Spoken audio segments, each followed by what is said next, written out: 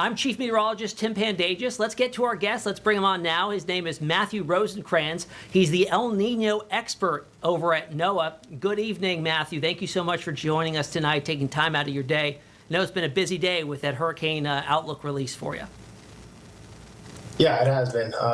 Definitely a lot of stuff to communicate after the big ENSO update this morning, or El Nino update this morning. Yeah, let's talk a little bit about that. So NOAA released their report. El Nino is here, and it is now forecast to develop rapidly and become possibly strong to even very strong as we approach the peak of the hurricane season in September. I want to hear your take on this, like the big takeaways from the report released, and also if you're impressed by how quickly this El Nino is kind of coming to fruition. Yeah, so we have an El Nino advisory out now. What is kind of striking to me is just the certainty with which almost every model that we have, that we run, or that we collect from our partners, right, at NASA or the European Center, partners in Canada. So we run hundreds of simulations of the planet in partnership with them. And none of them have us, going back even towards ENSO neutral or anything. They're just, kind of going towards the state of El Nino. And that gives us a 63% chance of being in a very strong El Nino, which is pretty incredible. We haven't been doing the probabilities of the strengths for too long as a formal forecast product, but this is the highest I've seen since we've been doing it behind the scenes. Wow. So in terms of seeing the strength of this, or the forecast strength, can you think of any analog years or comparative years that you've seen something similar to this, or is this kind of, in your opinion, unprecedented? So there's both analogs and unprecedented natures to both of it, right? That's the cool part of doing this job, right? Like you can see a lot of stuff, but no two situations are exactly the same. So 2015, 2016, 1997 to 1998. So really the first years of those two would be equivalent to where we are now, right? So 2015, we were about on par with where we are now. There was a little bit ahead. That was 1.0 to 1.2 degrees above normal during June. We are now at 0.7 degrees above normal for the last week, so the first week of June. So we're a little behind 2015. But probably on par with 1997 as far as just the El Nino. When you take into account the rest of the sea surface temperatures in the globe, no other year kind of looks exactly like this year. So there'll be some slightly different impacts, even if the El Nino area is exactly the same. Let's go back to the basics real quick, and for our viewers that maybe don't understand exactly what El Nino is and what brings it on, the ENSO circulation. Can you explain exactly what we're talking about? What part of the world that's nowhere close to the U.S. that's actually going to have huge implications for U.S. weather going forward? Yeah, so when we talk about ENSO and El Nino, we're talking about winds and temperatures. So winds over the Pacific Ocean, well out near the date line, so almost around the entire planet from most of the U.S., and then sea surface temperatures in that same area. When we're going to an El Nino, like we have now, it means that the sea surface temperatures basically due south of Hawaii, right at the equator, are becoming anomalously warm. Then when you change those sea surface temperatures there, you increase the amount of thunderstorms coming off of those waters. And I'm not just talking about a small area. It's an area of the ocean that's 5,000 miles wide. That's the area that we're analyzing. And so you're taking 5,000 miles worth of warm water, creating thunderstorms over the top of them in an area where you don't normally get that. And then that has to push all of that rising air, those thunderstorms, has to push out to the side. It goes north and south. And then that air moving north will eventually turn into the jet stream.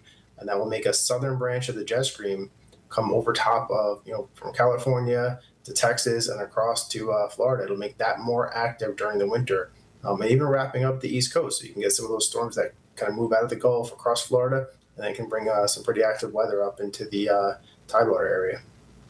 Now, question for you, Matthew. What triggers an El Nino event or a La Nina event? Like, what tilts us in either direction?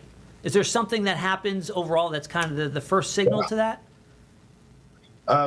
So one of the first signals in going from a La Nina to an El Nino, we start to see westerly winds anomalies. Over the Western Pacific. So most of the times you're in the tropics, you have those easterly breezes, right? We see pictures of the Caribbean and its beautiful islands, and Hawaii, you have the swaying palm trees, and the winds are from east to west. What we first see is that over the Western Pacific, we'll start to see those trade winds really slacken. They'll become low, and that'll, they'll go, or sometimes they even reverse and become from the west. When that happens, the water in the ocean underneath that can kind of just start to move back with those winds. There's not as much force pushing that water, piling it up in the Western Pacific. So when those winds slacken, you let that water kind of slosh back towards the Central Pacific, and then you can move the thunderstorms over top of that warm water. Those thunderstorms will start pulling in more winds from the west, which pushes the water further to the east. And then you can bring in, and that can be one of the ways that we get into El Nino. There's a couple of other ways that it happens. So that's what the cool part of the science is. We're still trying to figure out exactly, the one thing that can trigger it, but there may be two or three. Gotcha. Now, in regard to hurricane season, so yesterday we talked with Dr. Klossbach over at Colorado State University. They had issued their second of their 4 updates for the hurricane season outlook, downgrading their expectations because of the potential of the strong El Nino. Now, with your research, are you seeing similar things? Are you expecting a big implication on the hurricane season? Or is it going to be one of those types of years like in 2023 where we've had this sea surface temperatures kind of negate the effects of a rather moderately strong El Nino? Yeah, so the outlook that the team put together team from NOAA put together, 8 to 14 named storms. So that's named tropical storms and subtropical storms.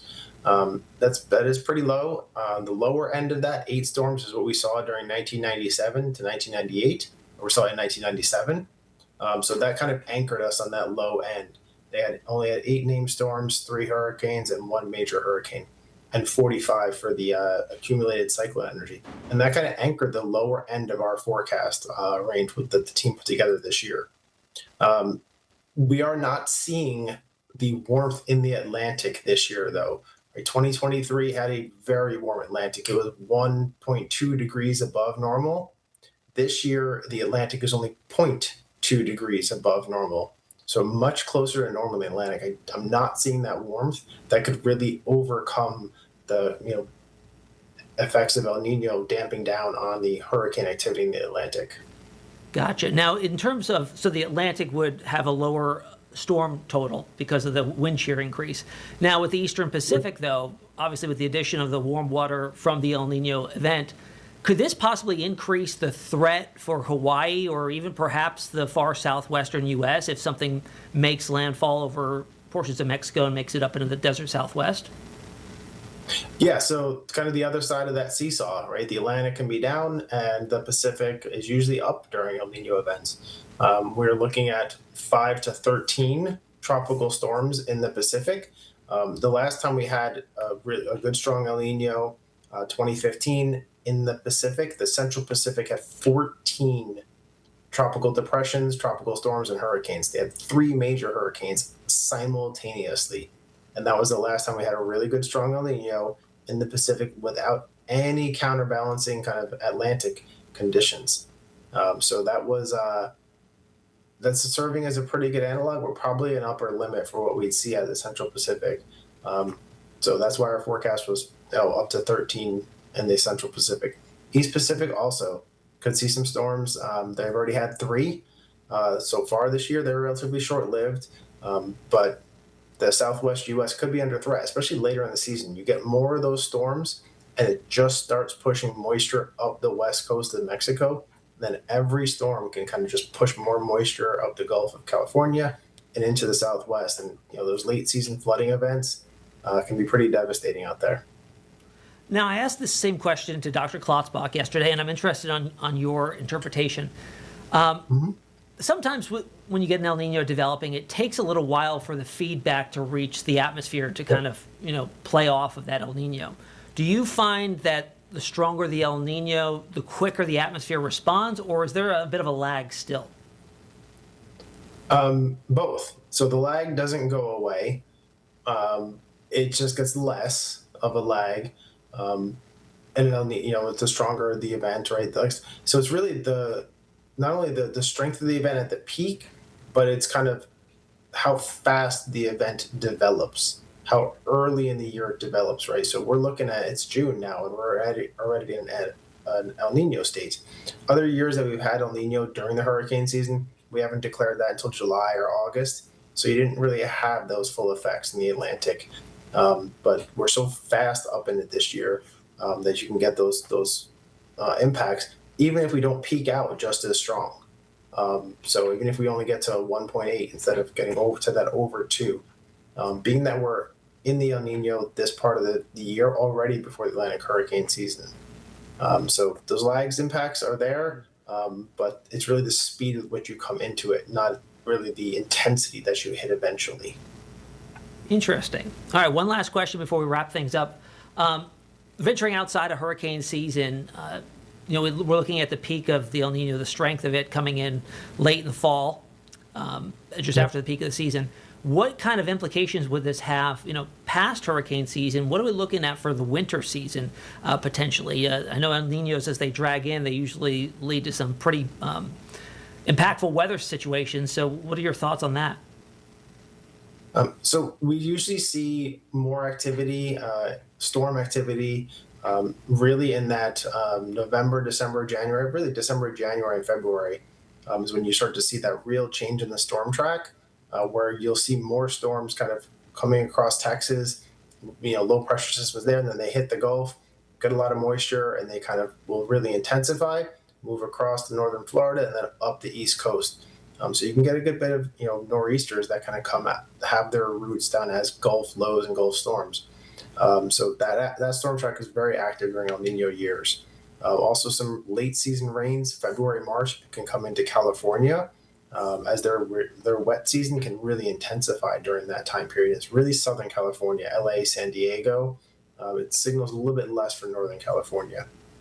So those are some of the more impactful ways. But you can also see a lot warmer temperatures too in the winter. Past couple of El Nino events, most of the country ended up with either slightly above normal or above normal temperatures. So you can kind of reduce heating bills and heating costs. So there's always some trade-offs with these events. Just having the information now can let us plan for that later. Yeah, and with a stormier pattern, maybe that's a saving grace, because along the eastern seaboard, we've got a pretty terrible drought that's taken hold, and it doesn't look to be breaking anytime soon. So maybe that wet pattern as we get into the fall and winter will be finally level things off for us. Matthew Rosencrans over at NOAA, really appreciate your time tonight. The El Nino expert, we appreciate your input, and hopefully we'll talk to you again throughout the season later on. Thanks a lot. All right, we'll be right back after a quick break.